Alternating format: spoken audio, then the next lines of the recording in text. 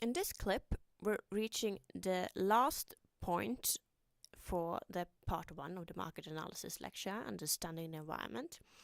And this last point is quite long. It's called market profitability, and to determine the market profitability, we will use the model 5 forces model that was developed by Porter. So market profitability, that is the average profit potential for the market, a guideline for how difficult it is to make money on the market. And to determine that, we use Porter's 5 forces. I have David Ayeker here still, because this is one of the dimensions that he talks about when he talks about market analysis. But we're going to turn to Michael Porter for this dimension, the market profitability. And here we have it. Porter says that there are a few forces that determine how probable it is that you will make money on the market. It's 5 factors that influence the market profitability. We have the threat of new entrants, we have the bargaining power of customers, the threat of substitute product or services, the bargaining power of suppliers, and then we have the industry itself, jockeying for position among current competitors. And I will go through these now. We will start with the bargaining power of suppliers. And this is exactly what it is. It's about power. How much power does the suppliers have over you or over a firm in this market? And the suppliers have power if the market is dominated by a few companies and is more concentrated than the industry it sells to. So many people would like to buy from a few suppliers, then the suppliers get a power advantage. Another aspect to consider is the supplier's product's degree of differentiation and or relation to switching cost. The more unique it is, the greater the power of the suppliers. So, what do they have? Is it hard for you to switch to another supplier? Is it a very unique thing that you get from the supplier? Then they have power over you or power over a company in this market. And also consider if the supplier's product is obliged to compete with other products in the industry. Do they have a lot of competition, the suppliers, or are they kind of safe on this market? Will people buy from them regardless? Then they have a power advantage. It's also important to consider the importance of one's industry that will affect the will to collaborate over R&D, marketing, etc. Is your industry important for the suppliers? If it is, then they might be willing to collaborate with R&D and marketing. If your business is not that important for the suppliers on the market, then they might not be that interested in collaborations. I use the word your company here sometimes when I talk about it because it's easier, I think, to understand the concepts. But again, we are talking about companies in general on the market, not your specific company right now. You are using Porter's 5 forces to describe the market for any company engaging in this market. Okay? Let's move on and continue with the bargaining power suppliers. We can look at this picture, and then we can consider, does this pose a credible threat to forward integration? Meaning, could the suppliers take part of our main activities? Could they take over what we are doing? Could they, the supplier who does assembly, do forward integration, incorporate the distribution into their business so they could take over our business? Is that possible?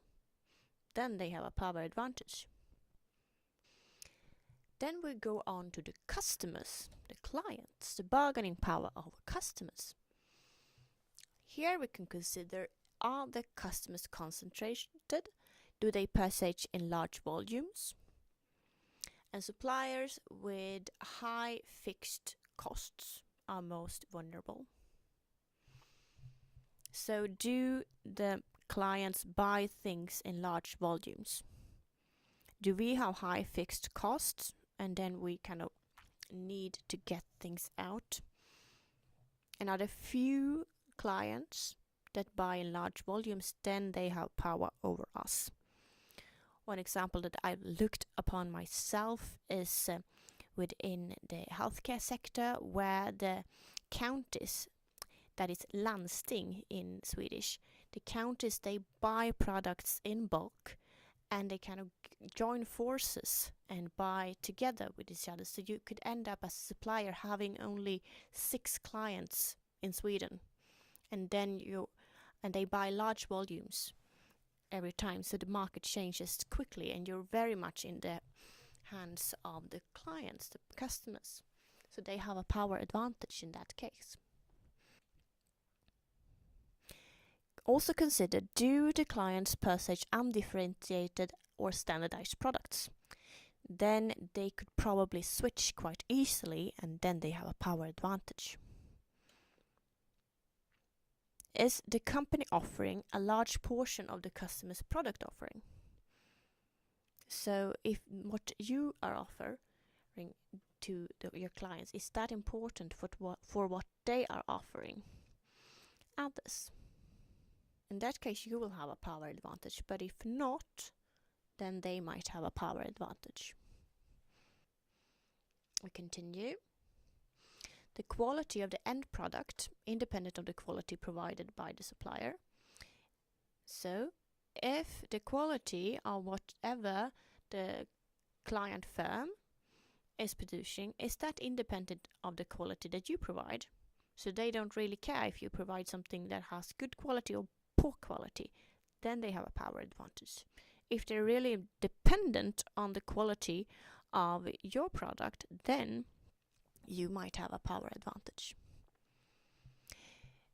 If the product doesn't save money, where the product pays for itself several times over, price sensitivities goes down. So if the product does not save money, the bargaining power of customers might go up. But if your product saves money for the clients, they don't care that much if you have a higher price, because they will gain money regardless. Is there interest in backwards integration, taking over from the supplier? So this is basically the same thing as I talked about before when I talked about the suppliers. Then I said, could the suppliers take over your business? Is that possible? Then they have a power advantage. This time it is the client. Can the client go backwards and take over your business? Then they have a power advantage. And here is a quote.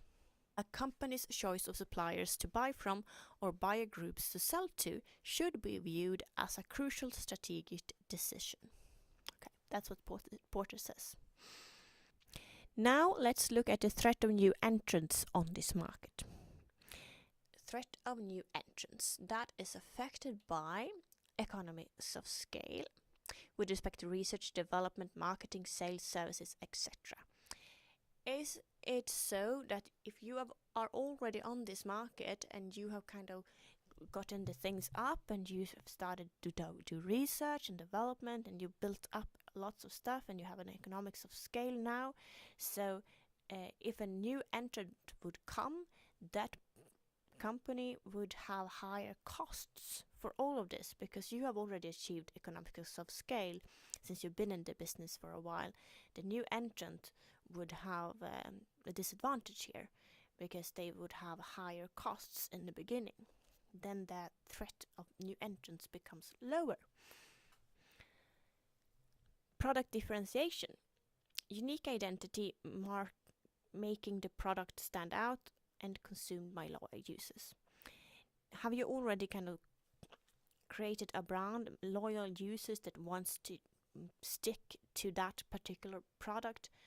it's unique and you cannot just switch it without it becoming a big deal, then the threat of new entrants becomes lower. Capital requirements. Does a new entrant require initial investment? Are there high startup costs, etc.? Then it's harder to enter the market and the threat goes down. Cost disadvantages. Is that independent of size? Do you need experience, proprietary technology, access to high quality raw materials, subsidies, location, etc.? Things that an established company might already have, independent of how big it is. Then the threat of new entrants becomes lower, because a threat of a new entrant might come from a larger firm as well that goes into a new market. It's not just startups that goes into this, but it could be something that even if you have a small company in this market, then you have certain things like experience or proprietary technology that is not easy to mimic from a new entrant. Then we have government policy. Are there any regulations, security, environment, health regulations that are kind of strict, that could be hard for a new entrant to get their heads around? Then that might lower the threat of the new entrants. Is access to distribution channels important? Is it possible to exploit existing or create established new ones? The less distribution channels there are, the harder it is to get access to them. Some other things to consider. Established actors' resources to contract new entrants. So established actors would probably do things to contract a new entrant. They will work against them in any way they can. So that's kind of important to remember, because in this scenario where you first make this market analysis to check out the market, if this is the case, that would be something to take into consideration when you later consider your position in the market, which is not what you're doing now. Now you're just looking at the market, right? Also consider established actors might be willing to lower their price as to not lose market shares. They might even be willing to have a loss, to kind of not gain money for a while until the new entrant is put out of business, and then they raise the prices again. Consider if the industry growth is slow, then it might be harder, because then you have to compete over the existing market share. There's no new ground to make then if the market growth is slow.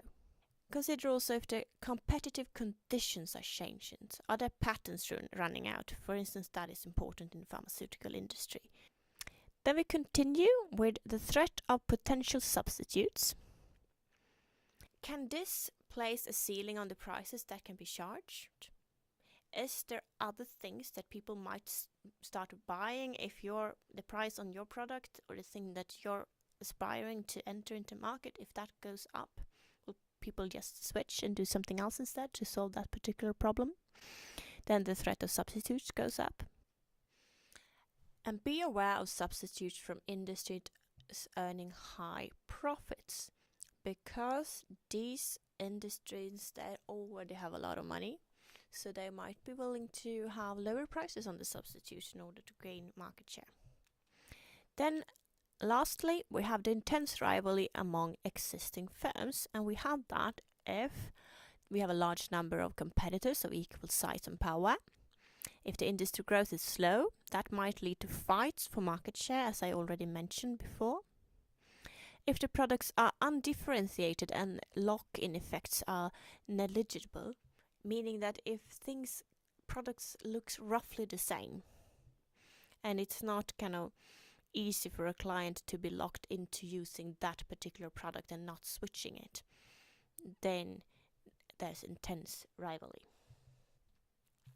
That also exists if the fixed costs are high or the product is perishable.